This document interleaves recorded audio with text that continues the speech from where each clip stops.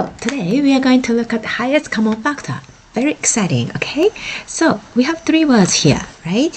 Highest, common, and factor, right? So we will look at factor first, and then find what we have in common, and then find which one is the highest, the biggest, okay?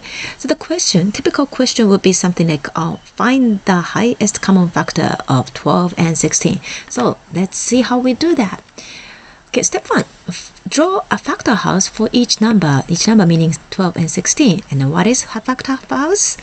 A factor house looks like this. For 12, you have 1 and 12 as its factor to start with, and then 2 and 16 and 3 and 4. If you don't know how to do it, please watch my video on factors, okay? For 16, it's you start with 1, and then 16, it's a pair, okay? 1 times 16 is 16, and 2 and 8, because 2 times 8 is 16, and 4 and 4.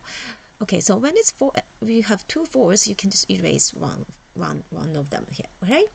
So these are the factors of 12 and 16 respectively, okay? And then step 2, find factors in common, all right?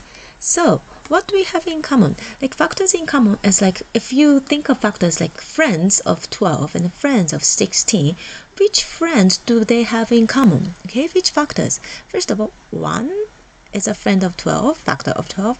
1 is also a factor of 16. 2 is a factor of 12. 2 is also a factor of 16. What else? 12, no. 16, 6, no. 3, no. Oh, we have 4 here, 4. So they are the common factors of 12 and 16.